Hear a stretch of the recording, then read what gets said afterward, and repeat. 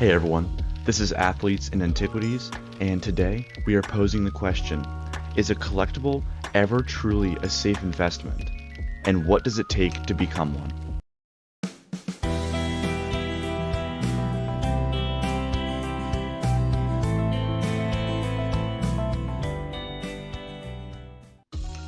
To start this video, I would like to mention that when a collectible is being considered safe, that does not mean it is as safe as the S&P 500 or a treasury bond.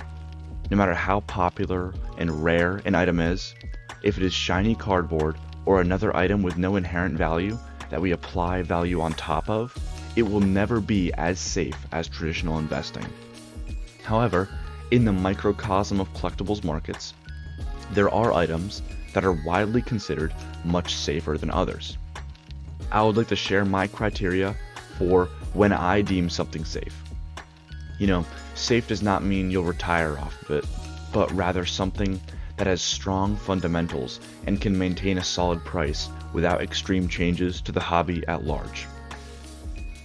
In my opinion, an item becomes a safe collectible when a younger generation of collectors who are not nostalgic for that item value it at the same or greater than the generation that experienced it firsthand. You know, that was a mouthful, so I'll say it one more time. A collectible is deemed safe, in my opinion, when a generation who did not experience an item firsthand holds a similar or greater value on it than the generation of collectors who did experience it firsthand. And let's use my 1952 Jackie Robinson, my crown jewel of my collection, as an example. Let's break the collectors of this card down into three groups: A, B, and C. Group A is the people that were collecting at that time and experienced this item firsthand. Group B is the people who knew Group A, heard their stories and experienced their excitement about the event, but did not experience it firsthand. They are collectors once removed. Group C is the last group, who did not experience the item or event, and also do not know anyone who has experienced the item or event in real time. When Group A collectors collect an item, it's for nostalgia, or for their fond memories, and a way to reconnect with their own past. Group A making an item valuable is normal and the primary source of all collectibles markets. When Group B starts collecting the item, it is a big step forward, as collectors do not require first-hand relation to the item to enjoy it. However, people around them do, so the first-hand stories live on. When Group C starts collecting the item, I consider that item a safe valuation relative to the hobby as a whole. And I want to reiterate that relative to the hobby as a whole portion. You know, if the whole hobby takes a nosedive, then the item can still become worthless. But this exercise is under the assumption that that doesn't happen. I'm a Group C collector of this Jackie Robinson card because, I was obviously not around to watch Jackie Robinson play or experience him, breaking the color barrier and all of the amazing things that he did. But I also don't know anybody that did. My love for this collectible is due to an appreciation of the history of baseball, the history of collectibles, and US history as a whole. Since I'm far from the only Group C collector for these items, I feel as though it's a relatively stable item that will not fluctuate erratically going forward. We're at the point that pretty much anything that is currently valuable from before the 1960s has people from Group C buying them. This does not mean that everything from pre-1960s is going to make you rich. I want to make that clear. This isn't a crystal ball, but this is more just that those prices are most likely stable, and it would take monumental shifts in the hobby as a whole to make those valuations change drastically.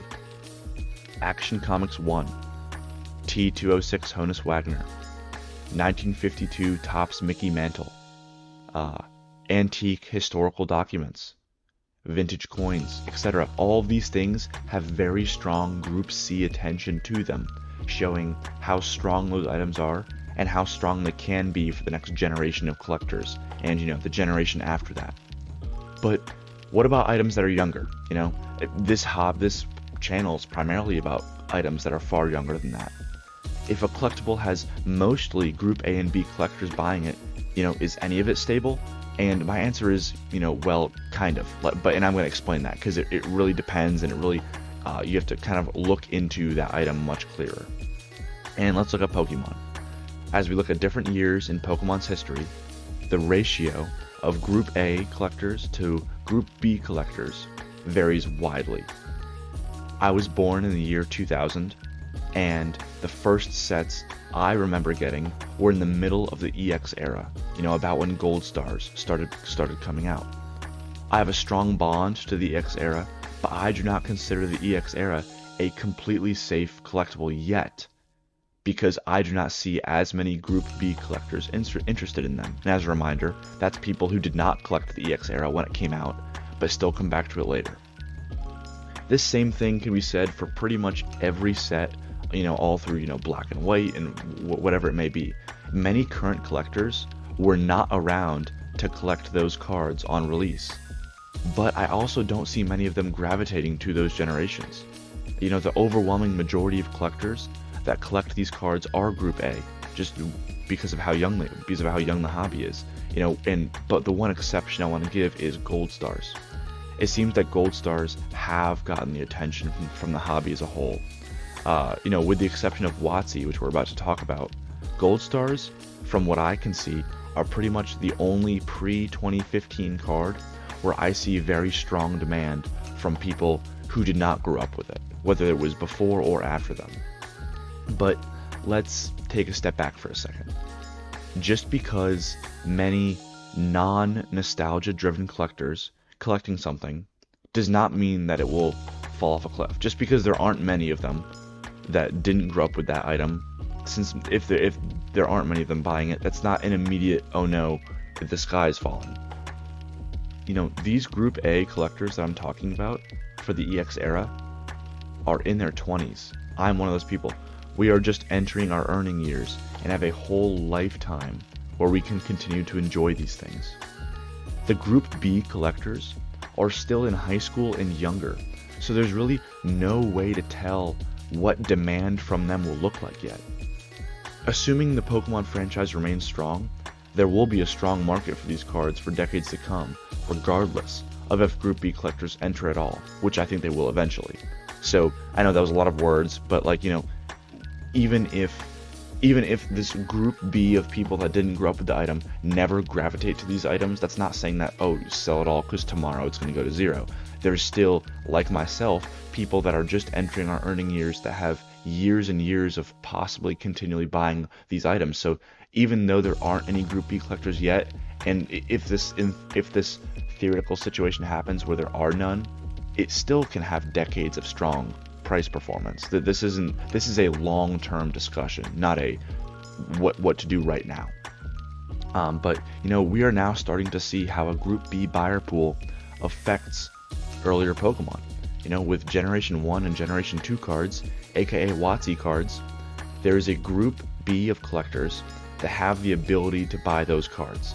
My age group is the perfect guinea pig of a Group B in Pokemon for WotC.